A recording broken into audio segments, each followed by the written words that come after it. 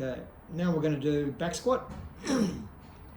Right, so, okay, Monique will do that again. So from the hang, okay, watch how she gets it up.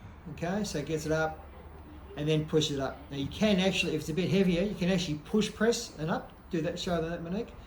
Okay, so get it to there. Now we do a quarter squat and we assist ourselves to push it back up. Okay, face me, please.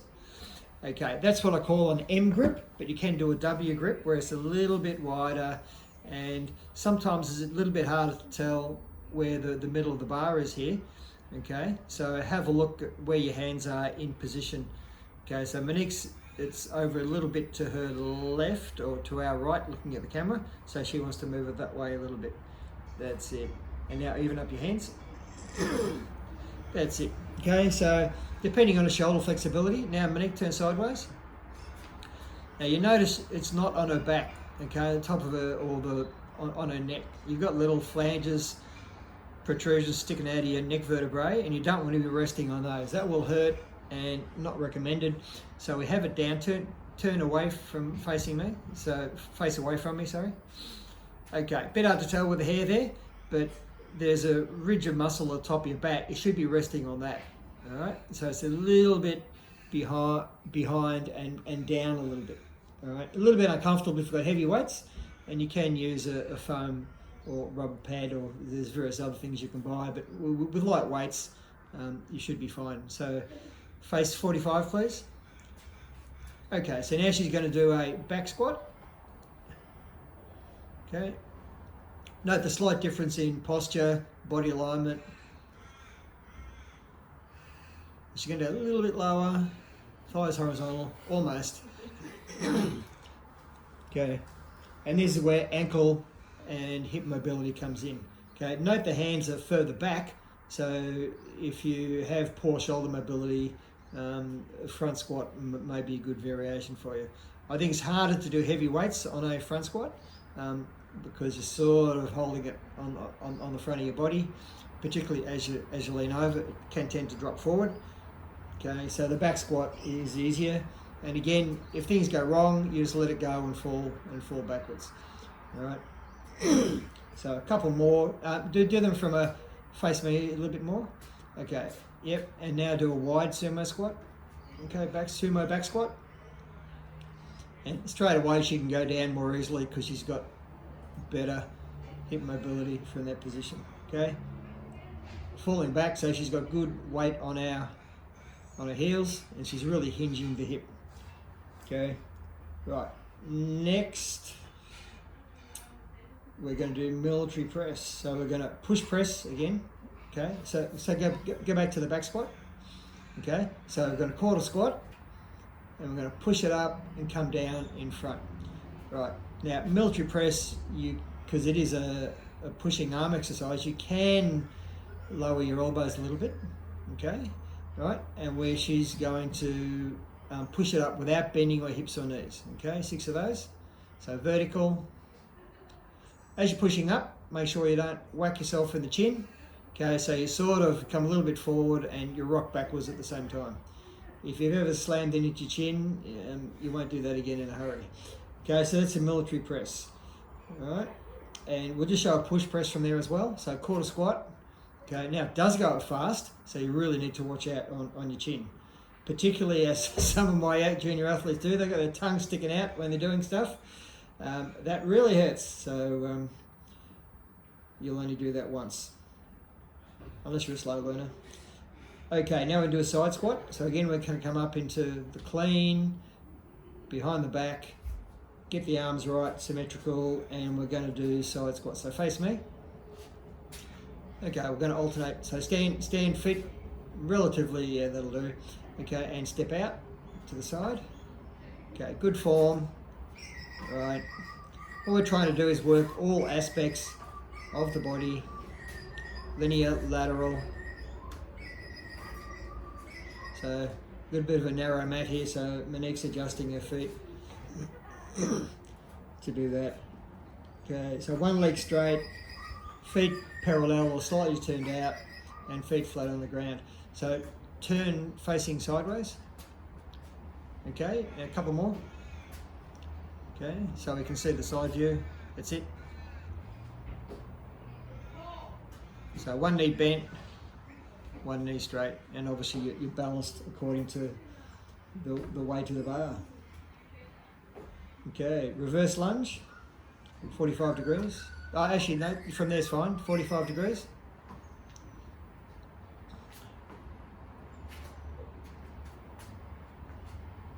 I like the reverse lunge because it's an accelerative movement from the leg back position. So you're driving forwards, okay? So it's better, I reckon it's better for sprinters or jumpers, hurdlers, etc.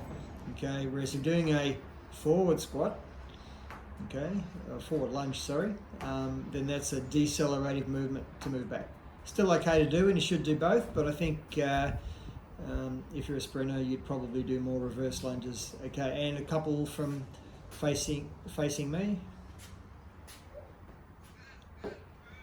Okay, pretty linear there, on the toe. Okay, and nice form. That's good. Thank you, Monique. All right, now we do some curls. You can do normal curls. This one's quite hard for ladies. Have not as strong as men upper body, and may need a lighter bar in this case. So we're going to do normal curl with a palm forward grip. Okay, and you can do a hammer curl.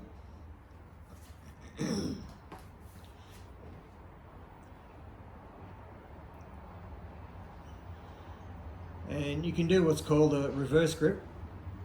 And okay, one pronated, one supinated. Okay, palm forward, palm back, and you can do it that way as well. Feels a bit funny when you're doing that. Okay, and you should do the other way as well.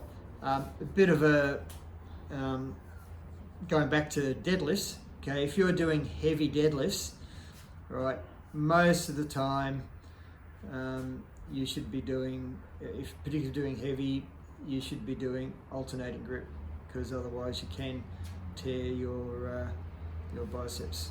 Okay, competition, got to do the proper grip, but in training, particularly if you're training heavy, you should do reverse grip. Show that, Monique. Okay. So reverse grip for deadlift. Okay. We don't do that much in training because we don't do heavy weights. Most of the time we're using the trap bar. Okay. Right. So we're using, okay. Beautiful. That'll do. Okay. Now we're going to do dumbbell lying extension. We're going to use dumbbells because they're a lot safer. She's going to do it from the ground and also on our step board, which is doubling as a bench, which I don't have. Okay, so knees bent, feet shoulder width. Okay, neutral, overhead tricep extension. So there, yeah, it's a tricep extension. So behind your head, okay, touch and extend your forearm straight up. That's it. Okay. A lot safer to use dumbbells than barbells here, and you're actually working both sides equally, whereas you can have a bit of a bias and emphasis to use one side if you're using barbells. You won't notice, but you are doing it. Okay, right, and now neutral press. I like neutral press because it puts the shoulder in a much safer position. Can have it out to 45 degrees, which is perhaps a little bit more natural, whereas if you have an overhand grip, so yep, that's a little bit harder on the shoulders. Okay, so I prefer doing neutral barbells aligned or out at 45 degrees only. Okay, now she's going to show that with the lying on the step board.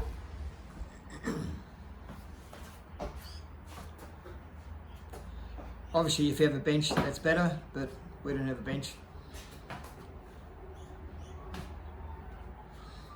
Right, now a little bit greater range of motion. Again, mostly supported. Probably have the bum a little bit higher. Yeah, okay. And now you've got greater range of motion because your elbows can go lower. Okay, and pushing up. Okay, so that's a greater range of motion exercise. And trap bar, we'll show you what using one dumbbell, okay, not trap bar, using tricep extension. Okay, so hold on to that, make sure you've got a good grip of it, and we go back behind the head, touch the ground if you can, and come up. Okay, good for throwers too. This one, particularly jab. And you can use 2 dumbbells as well as you go. Now we're going to do lying press. My mistake. Actually show the alternating one as well. Sorry, press alternating.